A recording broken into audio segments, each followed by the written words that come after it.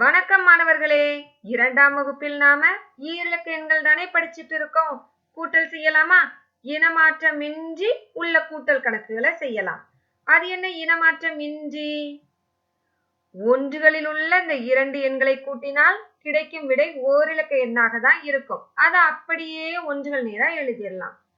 10களில் உள்ள இரண்டு எண்களை கூட்டும் பொழுது கிடைக்கும் விடை ஓரிலக்க எண்ணாக தான் இருக்கும். அதை அப்படியே 10கள் நேரா எழுதிடலாம். இதுதான் இனமாற்றமின்றி கூட்டல். மிகவும் எளிமையான கூட்டல் கணக்குகள் தான். செய்யலாமா? இன்னொரு வகை கூட்டல் இருக்கு, அதை நாம அடுத்த வீடியோல பார்க்கலாம். முதல்ல இந்த எளிதான கணக்குகளை செய்து பழகலாம்.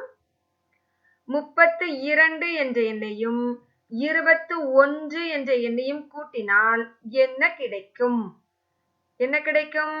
எப்போ நீங்க ஈரிலக்க எண்களில் கூட்டல் அல்லது கழித்தலை பார்த்தீங்கன்னா உடனே முதல்ல இதை சொல்லுங்க. கூட்டல் கணக்கு செய்தாலும் கழித்தல் கணக்கு செய்தாலும் ஒன்றுகள் இடத்துல இருந்து தான் செய்யணும். சரியா? இது அப்படியே வாய்ப்பாடு மாதிரியே சொல்லிடலாம். கூட்டல் கணக்கு செஞ்சாலும் கழித்தல் கணக்கு செஞ்சாலும் ஒன்றுகள் இடத்துல இருந்து தான் செய்யணும். செய்ய ஆரம்பிக்கலாமா? ஒன்றுகள் இடத்துல 2 என்ற எண் அங்கே இருக்கட்டும். 1 என்ற உடனே உங்க விரல்ல ஒரு விரல் எடுத்துக்கோங்க. இப்ப கூட்டல் செய்ய போறோம். 2ற்கு அடுத்த எண் சொல்லிக்கிட்டு உங்க விரலை மடக்கணும். 2ற்கு அடுத்த எண் 3. கூட்டியாச்சா? அந்த 3ங்கிற விடையை இங்க எழுதிடலாம். அடுத்து இப்ப 10களை கூட்டலாம். 3 அங்கே இருக்கட்டும், நம்ம கண் எதிரிலே இருக்கட்டும். 2 விரலை மட்டும் எடுத்துக்கோங்க. எடுத்துட்டீங்களா 2 விரல்களை? இப்ப கூட்டலாமா? 3ற்கு அடுத்த எண், பென்சில் எங்க வச்சிருக்கேன்னு பாருங்க. 3ற்கு அடுத்த எண் சொல்ல போறோம். சொல்லும் போதுதான் விரலை மடக்க ஆரம்பிக்கணும். 3ற்கு அடுத்த எண் 4, 5. எழுதியாச்சா சரியான விடையை? 10களை கூட்டு வர விடைய அது நேரா எழுதணும். ஓகேவா? இப்ப விடை என்ன? 53. சரியா? அடுத்த கணக்கு பார்க்கலாம். 52 என்ற எண்ணையும் 37 என்ற எண்ணையும் கூட்டினால் என்ன கிடைக்கும்? என்ன சொல்லணும்? முதல்ல கூட்டல் கணக்கு செஞ்சாலும் கழித்தல் கணக்கு செஞ்சாலும் ஒன்றுகள் இடத்துல இருந்து தான் செய்யணும். ஓகேவா? இப்ப செய்ய ஆரம்பிக்கலாமா? 2 அங்கே இருக்கட்டும். 7 விரல்களை எடுத்துக்கோங்க. 2ற்கு அடுத்த எண், பென்சிலை கவனிங்க. 2ற்கு அடுத்த எண் சொல்ல ஆரம்பிக்கும் பொழுதுதான் விரல்களை மடக்க ஆரம்பிக்கணும். 2ற்கு அடுத்த எண் 3, 4, 5, 6, 7, 8, 9. எல்லா விரல்களையும் மடக்கியாச்சா? 9 விடை வந்துச்சா? எழுதிக்கலாமா?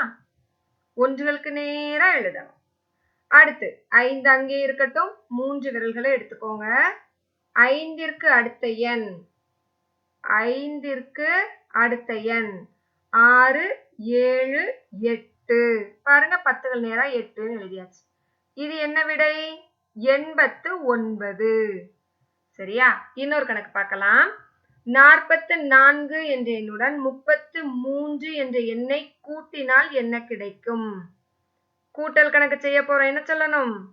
கூட்டல் கணக்கு செஞ்சாலும் கழித்தல் கணக்கு செஞ்சாலும் ஒன்றுகள் இடத்துல இருந்து தான் செய்யணும். 4 அங்கே இருக்கட்டும். 3 விரலை எடுத்துக்கோங்க. 4ற்கு அடுத்த எண் 5, 6, 7. எழுதியாச்சா? 7 ஒன்றுகள் நேரா விடை எழுதியாச்சு. அடுத்து 10களை கூட்டலாமா? 4 அங்கே இருக்கட்டும். 3 விரலை எடுத்துக்கோங்க. 4ற்கு அடுத்த எண் 5, 6, 7. இது நேரா எழுதுங்க. 10களிலும் 7 தான் வந்திருக்கு. இது என்ன விடை? 77. சரியா? சரி, மேலும் சில எடுத்துக்காட்டுகள் பார்க்கலாமா? பாருங்க, 60 என்ற எண்ணுடன் 20 என்ற எண்ணை கூட்டினால் என்ன கிடைக்கும்? கூட்டல் கணக்கு செஞ்சாலும் கழித்தல் கணக்கு செஞ்சாலும் ஒன்றுகள் இடத்துல இருந்து தான் செய்யணும். சொல்லியாச்சா? ரைட்டு. இப்போ 0 அங்கே இருக்கட்டும். 0 விரலை எடுங்க. 0த்துடன் 0ஐ கூட்டினால் அதே 0 தான். நமக்கு நல்லா தெரியும், 1ஆம் வகுப்பிலே கற்றுக்கொண்ட விஷயம்தான். 0த்துடன் எந்த எண்ணை கூட்டுறோமோ அந்த எண் தானே விடையாக கிடைக்கும். பாருங்க, 0த்துடன் 0ஐ தான் கூட்டுறோம். அதே 0 தான். சரி, அடுத்து 10களை கூட்டலாம். 6 அங்கே இருக்கட்டும். 2 விரல்களை எடுத்துக்கோங்க. 6க்கு அடுத்த எண் அப்படின்னு சொல்லும் போது விரலை மடக்க ஆரம்பிக்கணும். 6க்கு அடுத்த எண் 7, 8. 8. பத்துகள் நேர விடை எழுதியாச்சா? 8. இப்ப விடை என்ன? 80. அடுத்த கணக்கு பாருங்க. 35 10 கூட்டினால் என்ன கிடைக்கும்? கூட்டல் கணக்கு செஞ்சாலும் கழித்தல் கணக்கு செஞ்சாலும் ஒன்றுகள் இடத்துல இருந்து தான் செய்யணும். 5 அங்கே இருக்கட்டும். 0 விரல் எடுங்க. 0 விரல்னா எல்லா விரல்களையும் மடக்கி வச்சிருப்போம், அதுதான் 0. ஒரு விரல் நீட்டினா கூட 1 அப்படின்னு அர்த்தமாயிரும். எல்லா விரலையும் இறுக மூடி வச்சுக்கோங்க. சரி, இல்லைனாலும் நமக்கு தான் வாய்ப்பாடு தெரியுமே. 0 எந்த எண்ணை கூட்டினாலும் அதே எண் தான் விடையாக கிடைக்கும். 5 கூட்டுவதற்கு எதுவுமே இல்ல, அந்த 5 அப்படியே இங்க கீழே எழுதிடலாம். ஒன்றுகள் இடத்தில் 5 எழுதியாச்சா? அடுத்து 10களை கூட்டலாமா? 3 அங்கே இருக்கட்டும். ஒரு விரலை எடுத்துக்கோங்க. 3ற்கு அடுத்த எண் விரலை மடக்கலாமா? 3ற்கு அடுத்த எண் 4 எழுதியாச்சா? 10கள் நேரா. இப்ப விடை என்ன? 45. அடுத்த கணக்கு பாருங்க. 40 என்ற எண்ணுடன் 32 கூட்டினால் என்ன கிடைக்கும்?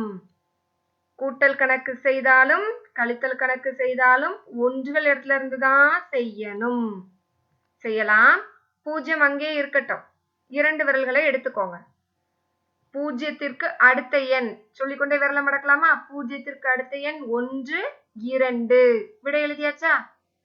சரி, உங்களுக்கு ஏற்கனவே நாம படித்தது ஞாபகம் இருக்குன்னா 0 எந்த எண்ணை கூட்டினாலும் அதே எண் தான் விடையாக கிடைக்கும்.